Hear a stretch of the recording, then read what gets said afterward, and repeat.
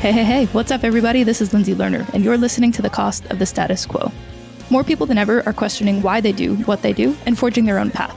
And on this show, I sit down with these entrepreneurs, trailblazers, creatives, and overall awesome beings to discuss the ideas, the opportunities, and the overall tips and tricks they're using so that the rest of us can do the same. This is The Cost of the Status Quo.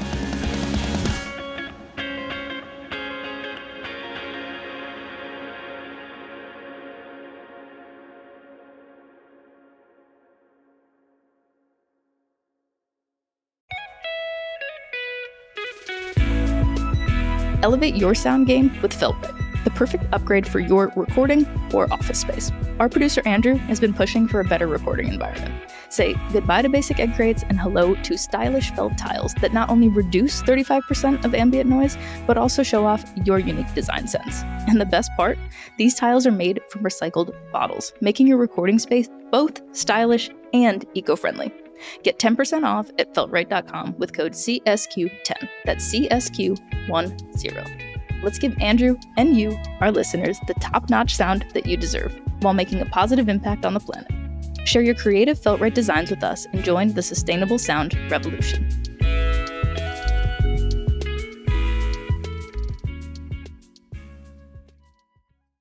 Welcome to The Cost of the Status Quo, the podcast where we explore innovative solutions to the challenges we face in our modern world. Today, we're connecting with Talley Goodson. Talley is the founder of Felt-Right, a company that's changing the game in material solutions for living and workspaces with their innovative cork-board, sound tile, and wall art products. Not only are these tiles stunning, but they're also made a commitment to the planet using 50% recycled content, renewable source power, and a zero waste initiative. Today, Talley shares his journey of discovering a technology that turns single-waste plastic into beautiful wool-like felt fibers, and how this led to the creation of Felt-Right. Prior to Felt-Right, Talley was the driving force behind several different design and consulting firms. In addition to his business ventures, Talley holds an MBA from Wharton and a degree in mathematics from Brigham Young. And he's also a founding member of Leaders for Clean Air, a nonprofit focused on promoting clean air through charging stations for vehicles.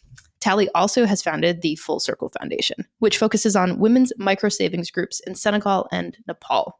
Join us as we sit down with Talley to discuss his journey as a sustainable entrepreneur and his greater vision for a greener future. Thank you so much for making the time today. Oh, my pleasure.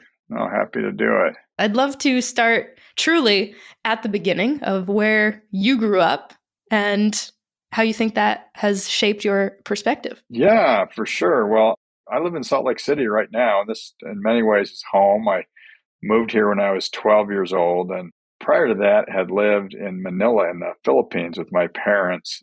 I was in the 70s. I hate to say 70s because that kind of gives away how old I am.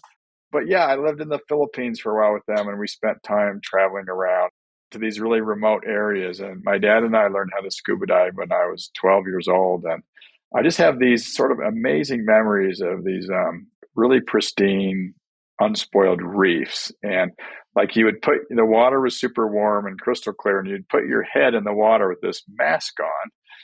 And it was like unbelievable, like what you could see, like the fish and the coral. And it was sort of like life-changing for me. And I set up these saltwater fish tanks at the house. I had like 3 different tanks, and I had ways of like catching fish and transporting them back to the tanks. And it was like became sort of this bit of an obsession for me there. And I really just gained an appreciation for the beauty of our world and the ocean. And I think that's tied, back a little bit later in life, just as, I've seen some pretty significant degradation of our marine ecosystems. And in many ways, our reefs are kind of the canary in the coal mine. When things start to go wrong with the environment, the reefs, they have a very narrow band with which they can thrive and do well. And so, since being a kid, I've traveled to a lot of different places in the world and seen a lot of different reefs and oceans. And it's been a little bit concerning just to see it's harder and harder to find places like that because of the pressure of just human tourism and the pressure that, is putting on the planet. And so that to some degree, I think some of those really early childhood experiences or adolescent experiences have influenced some of my focus on environmental and sustainability in the businesses that I've founded and have grown. But I have sort of these amazing memories of living in the Philippines, and it was I don't know, just sort of a magical time, and it was great. And then we moved to Salt Lake City when I was 12. Bit of a change. Yeah, it was, but I was so stoked because my mom was a skier and she had told me all about skiing. And so she had described skiing and how amazing that was. And so we moved here when I was 12, and I think it was like in the fall. And I can remember like our backyard had this little hill, and we got these skis. And before any of the resorts opened, I was like going down the hill on skis in my tennis shoes and, getting really excited about skiing. And so that's sort of what I remember about moving here, was just being really stoked on skiing. And so sure enough, my parents kind of helped us get set up, and you could go to Alta. Alta is like this really well-known ski resort, right, in Utah. Back then, Utah like was not as well known for a ski destination. You could go to Alta for $10, and my mom would drop us at the bus station with a brown bag lunch and $10 for a lift pass, and we would spend a lot of time up skiing. And it was great. And Salt Lake is sort of this amazing place. It's nestled in the mountains. Like when you fly into Salt Lake, I mean, the mountains are literally right there. So the idea of being able to get to the mountains after work, whether it be for skiing or mountain biking, is actually a reality here. And it's sort of this amazing place. And so growing up here, just I spent a lot of time, whether it be skiing or backcountry skiing, or basically just traipsing around the mountains, hiking around and spending time, and just kind of developed this connection to the outdoors and the wilderness here. Without a doubt. And you've had obviously a pretty adventurous childhood. And then were you at undergrad at BYU? I did. I studied mathematics undergrad at BYU and graduated. And I had an amazing 4 years there. It was really fun. I thought about studying engineering, but it required too many credit hours. And math was something that also allows for, if you want to take literature classes, philosophy classes. And I loved college and just kind of learning about different things. So I studied math, and among other things. And then somehow growing up, the other thing I did in Salt Lake is I skateboarded a lot in the summers. And my parents didn't love skateboarding. They didn't think it was a sport with a future at the time. I can't imagine why they thought that. But I don't know, it was kind of this connection of skiing and skateboarding. And somehow along the way, I developed this obsession with surfing. But of course, there's no oceans in Salt Lake. And so as soon as I graduated, I moved out to Los Angeles, and I had this job, a financial job, that I had to start work at 5 a.m., but I would finish at 1 in the afternoon because we were synced up with New York City. And I lived out at the beach, and I just went surfing every day until I learned how to surf. And so I just absolutely loved that. And that was really fun. Yeah. And that connection, just to your point earlier, to the earth and to nature and to being able to really like be in it, there's nothing better. There's something about like a good surf session. If you have a good surf session first thing in the morning, nothing else that happens that day can get you in a bad mood. It's just, you're just sort of like, okay, I'm good. I'm fine with whatever else happens today. Totally. And so you finished up BYU, move out to LA?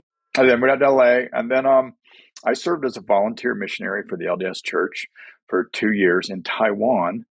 And I learned how to speak Chinese, and that was just amazing. And being in Taiwan, and Taiwan is such a melting pot. It's kind of where the Nationalist Army really retreated back to Taiwan in 49. So you have people from all over China. And the food there is absolutely amazing. And I just had this amazing time there for 2 years.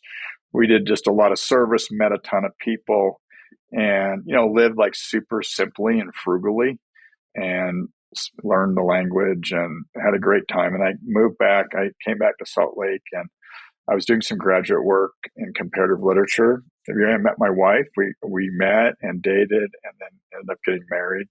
And then I was accepted to grad school at UPenn at their business school at Wharton. And I ended up going back to Wharton and doing an MBA there. Actually, because of my time in Taiwan, I did a joint degree with the Lerner program, which is an MBA at Wharton and a master's in Asian studies at the same time. So I did kind of a dual degree, and my wife and I had a chance to spend summer in Beijing doing kind of an immersive study program. That was easier for me than my wife. Apparently, being in Beijing when you don't speak any Chinese back in like the early 90s can be traumatizing.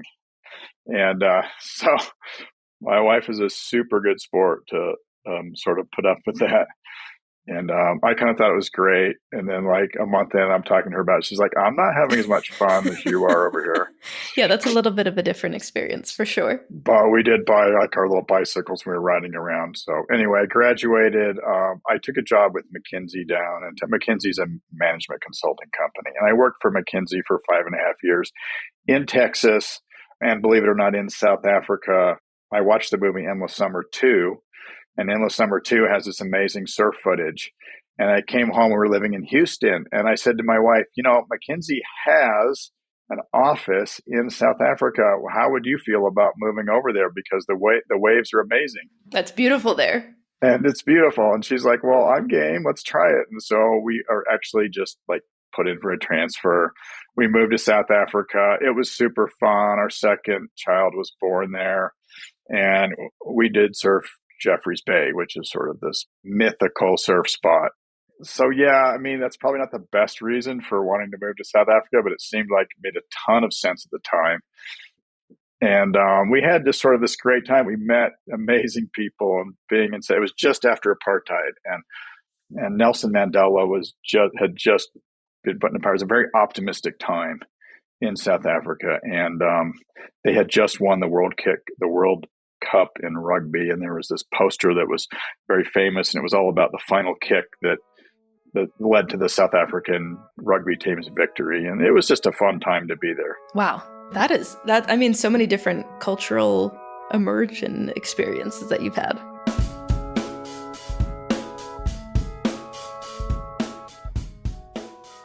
You're still at this point working for McKinsey. When did you take that jump into your own? So I worked for McKinsey. I went back to Houston, and then I joined a tech company that was founded by some McKinsey guys. And that company was headquartered in Pittsburgh.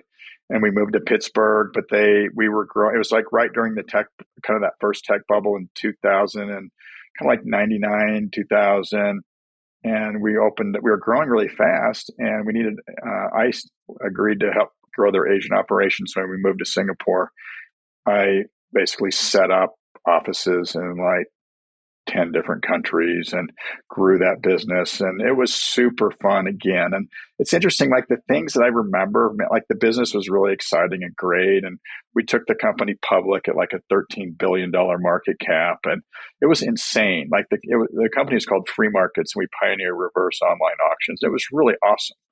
But the thing I remember is like the traveling around, again, like Southeast Asia as a base camp, or Singapore is a base camp for Southeast Asia, and traveling to, Indonesia and India and all of these different places over there. We just had a great time. It was super fun. So were you motivated by business? I tend to be motivated by experiences. I tend to be more motivated by experiences. I mean, I like business as a means. Like I love businesses.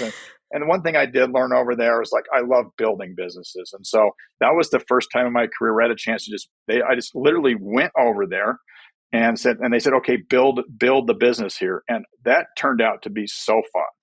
And like, I can remember trying to get our first client. I was borrowing office space in Singapore.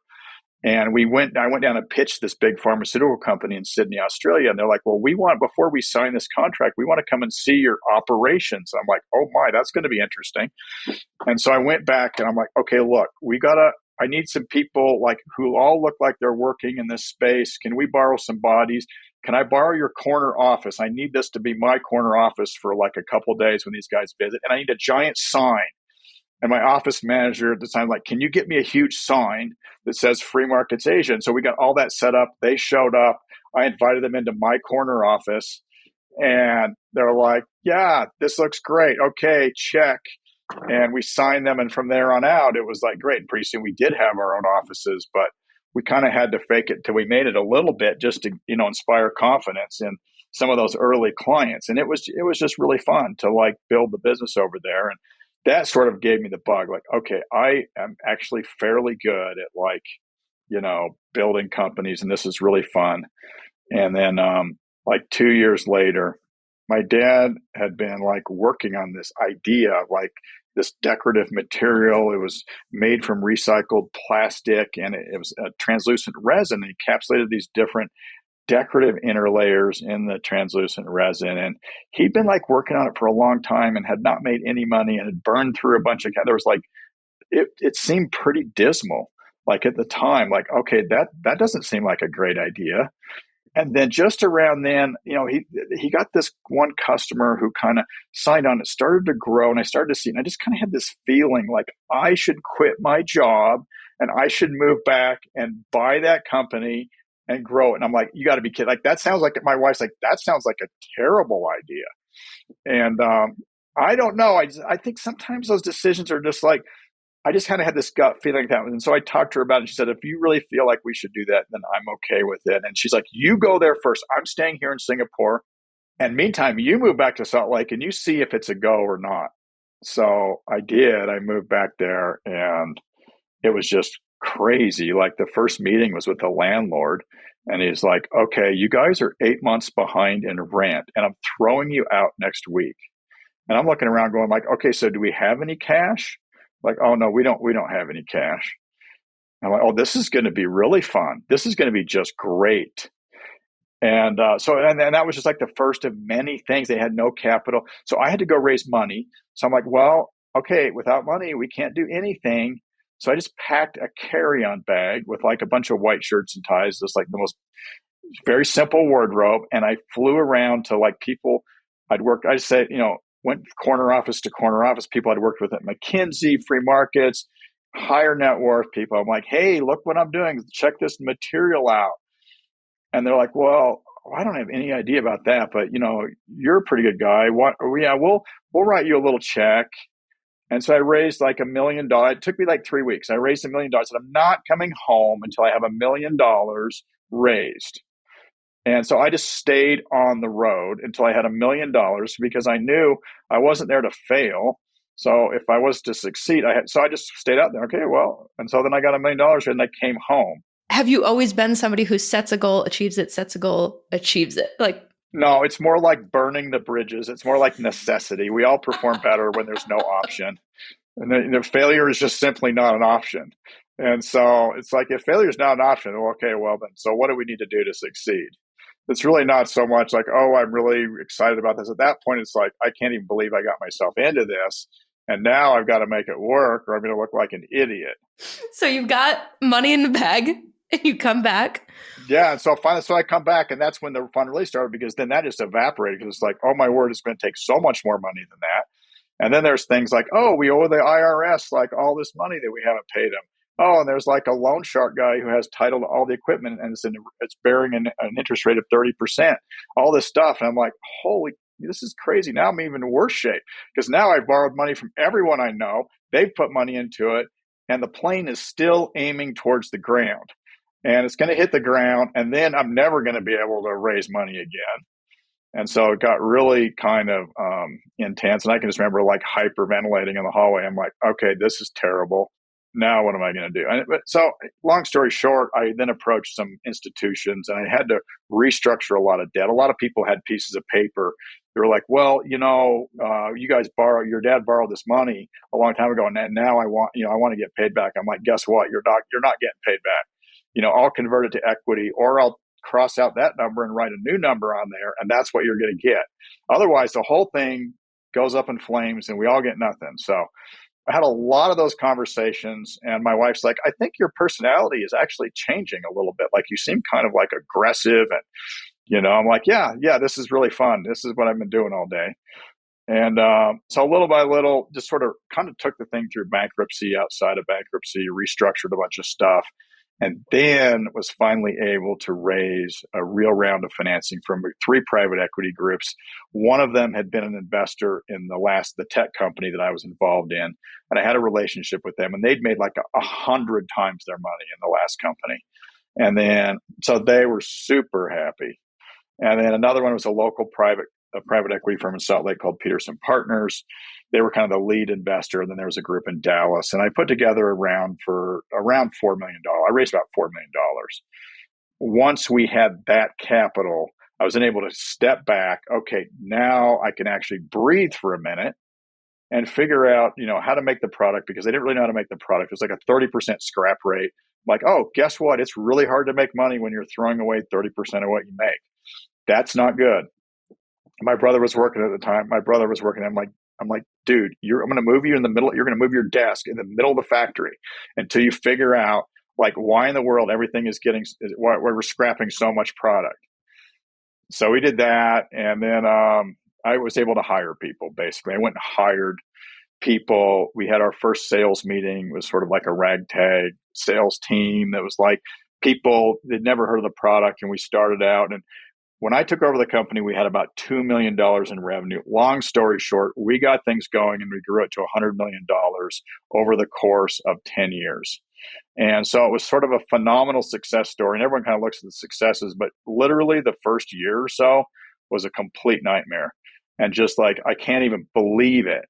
But then, yeah, it grew a lot and it was really fun. And we pioneered a whole new material category in commercial architecture and design. And you'll see the material used in restaurants and hotels and buildings and things.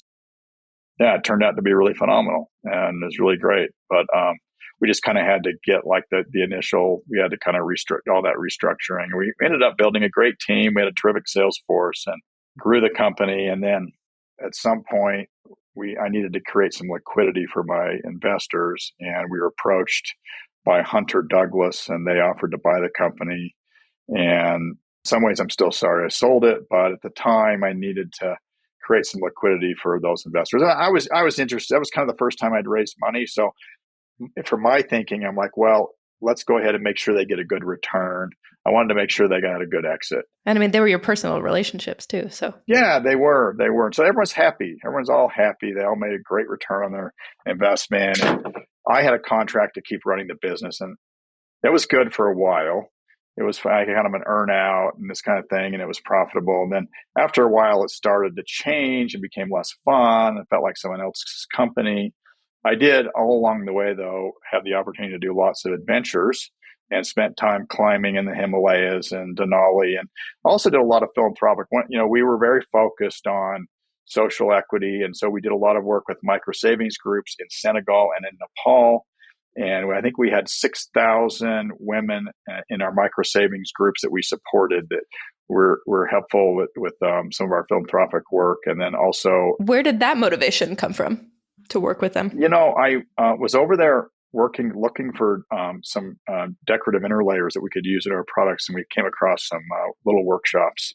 It's kind of a communal workshop in rural Senegal, and I worked with a nonprofit called Aid to Artisans, and Aid to Artisans sort of helps connect Western organizations with small artisan groups around the world. And so I traveled to Colombia and to Senegal and to Nepal and met with these very small artisan groups.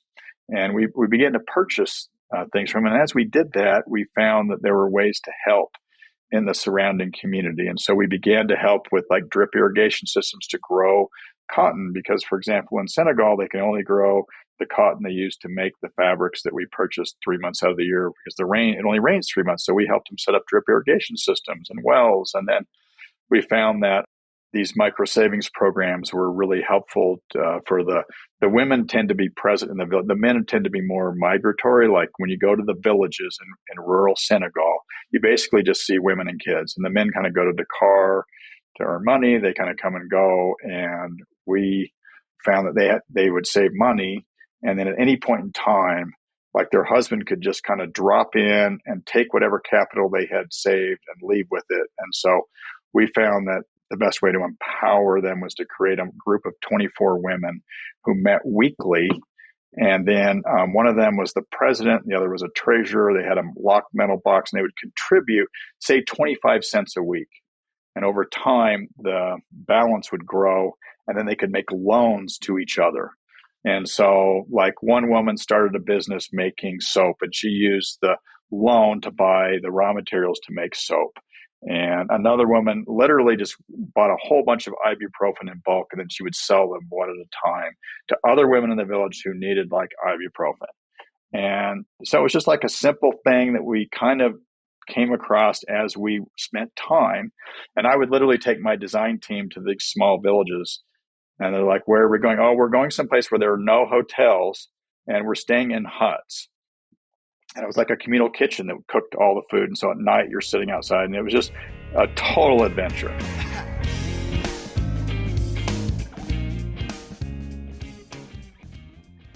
After a while running the company, it was time for me to go do something different. And I had played with this new material that the resin we used was made out of PET, which was recycled water bottles. And I found that you could also spin that into fibers and make this amazing felt. And I came across this felt that looked and felt exactly like wool felt, sort of beautiful, luxurious, but made from ocean plastic. So made from recycled water bottles that single-use plastics. And one of the biggest environmental issues that we face right now is this issue of single-use plastics, right? Plastic itself is not bad material.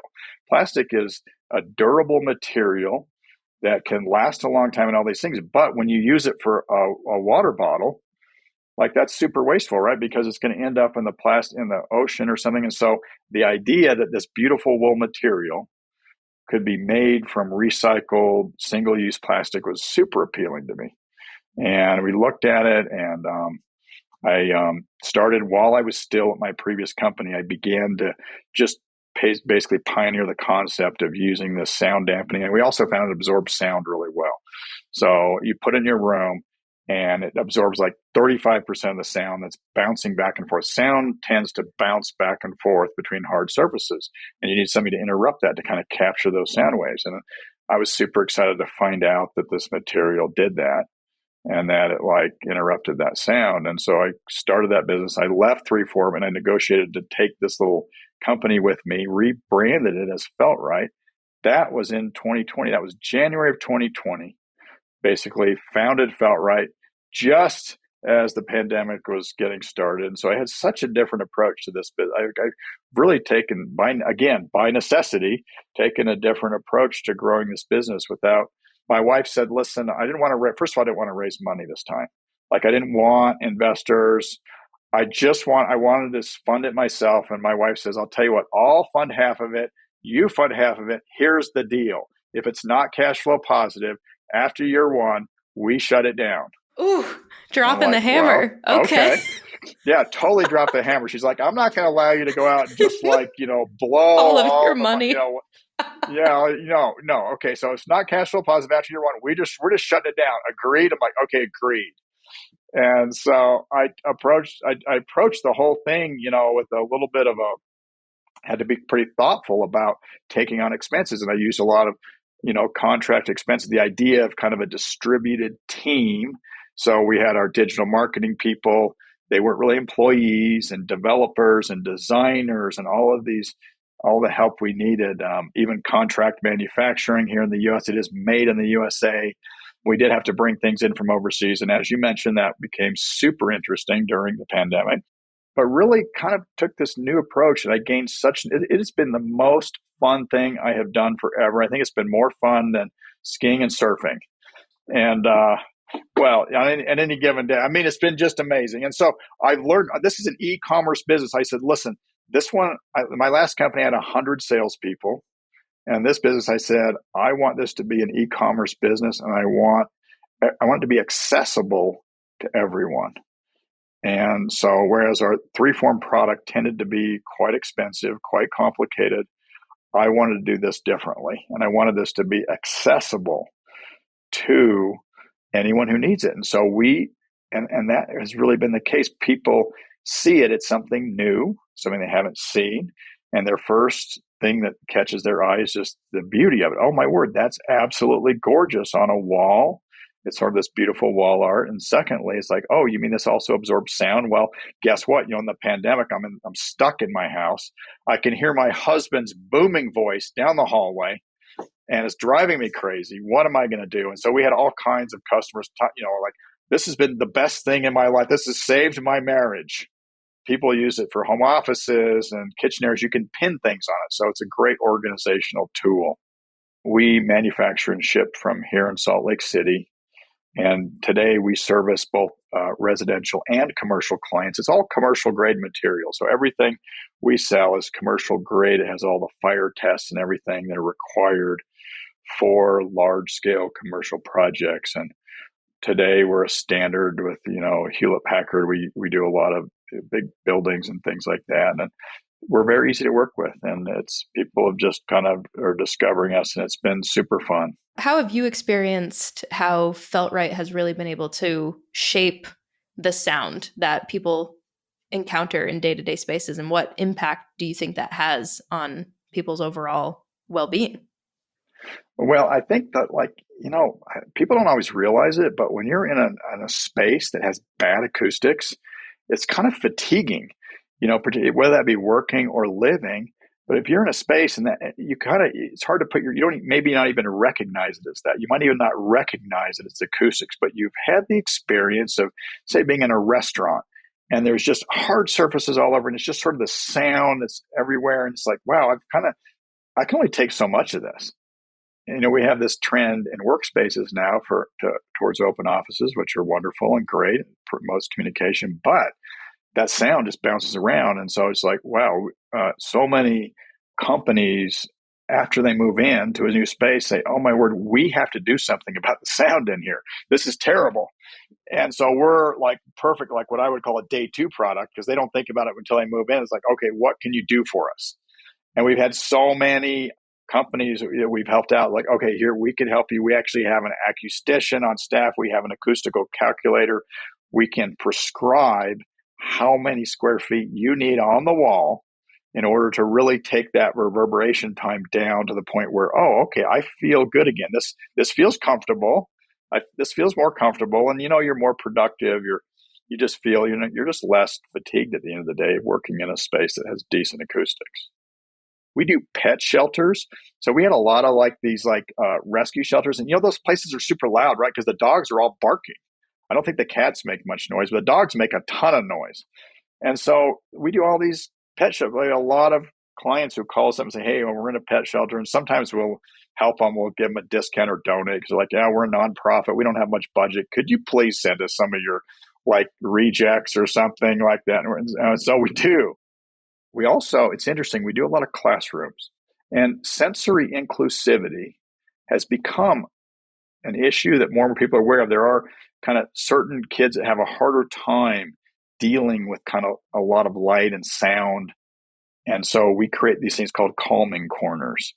And a teacher can create, put this felt in a corner. And then if a particular child is having a difficult day or is all kind of wired up because, just too much overstimulated, they can kind of go in this area and just kind of calm down and feel good, feel safe, feel comfortable. And so we do a lot of classrooms like that. We do therapy offices, counseling offices. We've done kind of trauma counseling centers where people want to be in an environment where they feel comfortable and safe. And there's something about that felt material on the walls that it brings kind of a feeling of comfort and safety. And so it's just interesting. You never quite know, as you start a business like this in a new product, you don't quite know where it's going to end up. But it's been really fun to see kind of the different applications that have just sort of sprung up.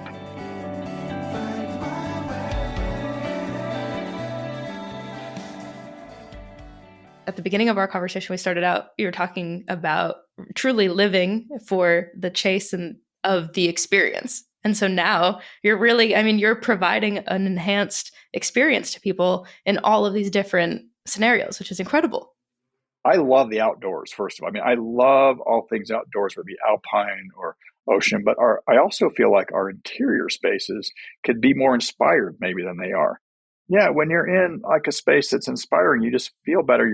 You work better. You have more creativity, and so spending time on sound and lighting and just making sure that space that you're in, whether that be work or home, it pays dividends. It pays dividends as humans, we respond to that. Like we respond to our environment. We're in touch with that. We're sensitive to it. And we may not be able to articulate how exactly it impacts us, but it definitely has an influence. It is a business. Businesses operate for profit. There's a huge social component, both from the recycling green perspective, but also everything that you just mentioned in terms of the social implications and just human implications. How do you, as an entrepreneur, as a founder, as a CEO, in your own business that like you have built from the ground up, no outside capital, how are you managing and balancing that for purpose, for profit dance that a lot of folks can't manage? Yeah. Yeah. No, I mean, it's a great question. I learned a lot of my previous business about, because we did a lot of kind of mission oriented stuff. And I've always found that, I kind of have a really hard time working in organizations that feel like corporate, or just feel like, for some reason, I've always valued like organizations that feel special. Like, how does it feel when you walk in the door in the morning? And I've always like, life is too short to like walk through a door into some employment situation that is like dysfunctional, not fun, not exciting, and not like it's not a job still, right? I'm not like trying to pretend like, oh, we just play and have fun. That's really not it. But we have a purpose and a mission, and that kind of like, permeates throughout. So it just creates a little bit more of a, I don't know, just a sense of like we're doing something unique, something special. I don't know that there's really a cost to that. I mean, there are little costs and things, but I think those things I've always seen that like not as like something extra, but just something that's like an integral part of the organization. And that as we do that, it's like, particularly in like a tight labor market. And I also feel like the younger generation just doesn't care as much about money. They're just like impatient, like, well, I'm not going to work in some crappy place. I don't care if you pay me more. And I've always just sort of felt that way. And so I just feel like it's just good business to like have an organization that is not stupid and isn't like trying to, I don't know, just trying to do like, it's not like everything we do is good, but we have a mission and a purpose, and we believe in what we're doing. And our customers are excited about it. Like, that's kind of one thing that keeps us going, is we get our customers like, oh my gosh, this is fantastic. This has changed my life. Like, when I hear that every day, that just keeps me going. Like, I'll work for free if I could just hear that every day. Do you have any tips or tricks that you would recommend to folks who, whether they've started a business already, they want to start a business, that are more purpose and vision aligned than maybe just, buying and selling widgets? I don't know that there's any like secret sauce to that. I feel like, for whatever reason, I've been fortunate to be in a space that I care about. I care about design. I care about the environment, and I care about just sort of people that, some of the best advice I got was like, people are more important than projects. And I'm an admittedly type A person. Like, I like try to get stuff done, but I've had to like learn how to just like slow the heck down sometimes. Just like, okay, you're going to really piss a bunch of people off if you're just like pushing ahead and not think, sometimes you just have to like think about the people around you, trust the team you have, and make sure that at the end of the day, like, what they say, if you want to go fast, go by yourself, but if you want to go far, go together. I think I've had to learn a lot about that, like just over, and lessons are always painful for me because I don't really listen to people. I think that I just kind of learned through hard life experience. And so I guess I feel fortunate to have found like an area, like I care about design, I care about people, I care about sustainability, and somehow I've kind of been able to pull those things together. And I don't think there's like a recipe for that. I think it's just a matter of like, okay, what do I care about? What product? Because you kind of have to care about the product too. You can't just approach it from like, oh, I just want to save the world, then just join an NGO and move over to, you can do that. But if you want to combine it with a business, you kind of have to find a product that you know something about, that you care about, and then look for ways like, how can I act responsibly? Because in some ways, it's not like we're out trying to save the world. It's like, we just want to act responsibly so that, we are just not cutting corners, doing things the right way, thinking a little farther down the road, just act responsibly. And like the path sort of opens up as you move forward. And if you're trying to make the right decisions, you'll just find little things you can do. You can find ways to reduce waste. And there's a lot of ways to make a contribution. What you just said around that path continuing to open up and open up and open up, I think that a lot of folks, especially listeners to the podcast, are that those next right things and those little steps when you're on the edge of something. That's the part that's the most unnerving. At least that's what I've heard a lot from listeners is, they have this idea, or maybe they've already executed on it. They're selling something, they have a service, they have a product, whatever it is. And they're getting to that point where they're like, okay, either they've left their corporate job and they're attempting this new thing for the first time. Yeah, super terrifying. Did you have any conscious cognitive process in those moments when things were like, okay, we really need to make this work. Is it working? Is it not working? Did you have anything that assisted you in, calming that in order to continue to just do that next right thing? Yeah, part of it is like literally focus on breathing. Like there were days where I'm like, okay, I'm going to go sit. I'm going to take a break. I'm going to go home. I had this back porch. And it was it was in the winter, and so the sun was low in the south. And I could sit on that back porch and just feel the sun and just breathe a little bit and just think about, why am I here? Well, I felt really good about this for a reason. And sometimes you've got to trust your instincts and just be like, I'm here for a reason. I'm not here to fail. Somehow we're going to make this work. I can't see how that's going to work at the moment, and you kind of just have to take those breaths and just what? We're going to make it work, and somehow it's going to happen. And literally just believe in your instincts to some degree. And I have a very clear recollection of that time period and feeling like things were a little bit overwhelming on the one hand. And it was like, you could imagine these worst case scenarios of oh, it's going to go up in flames and I'm going to lose everything I put into it, blah, blah, blah. And then on the other hand, just knowing what, I made that decision very thoughtfully. And I felt strongly that this was the right path. And so if that's the case, then I'm going to figure out how to do it. Right. Oh, I love that. Oh, man. Well, before we wrap up, we do ask every guest who comes on the show 2 questions. What is the best piece of advice that you've ever gotten? And what's the worst piece of advice that you've ever gotten? Yeah. Oh, that's good. That's good. It'd be helpful if I actually listened to advice, but there is some advice that kind of sticks in my mind. And one of them I mentioned was that idea of people are more important than projects. And I feel like that's something I've learned. But my grandfather used to always say, also, my grandfather was like a salesperson during the Depression. And it was really hard. It was really difficult. And, he dealt with a lot of discouragement. He would always say that the biggest competitor you have is the person looking at you in the mirror every morning when you get up. And there's something about that coming from him, and he kind of pushed through and was able to succeed as an insurance salesperson during the Depression and eventually be successful and all that. And I just really appreciated that we can get too worried about our own kind of self-talk and all that matters, and just believing in what we're doing. And as far as the worst advice, I don't know what the worst advice. Maybe I was going to sell at 3Form with my last company.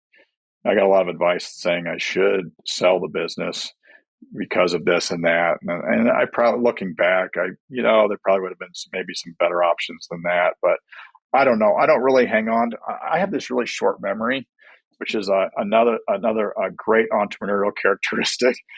Anything bad that happens, I tend to just forget it and move on. Otherwise, it's like you hold on to all this trauma, and it's a great blessing. So I don't know exactly. Yes, that was fantastic. I appreciate the answers, and I appreciate all your time today. Thank you so much. You're very welcome.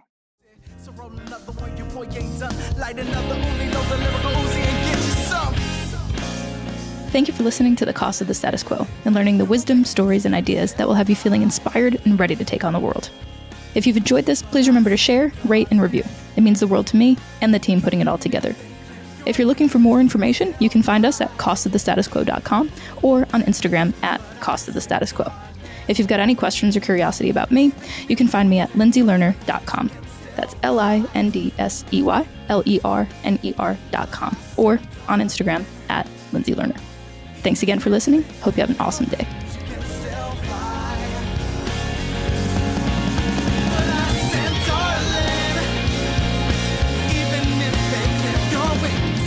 still fly.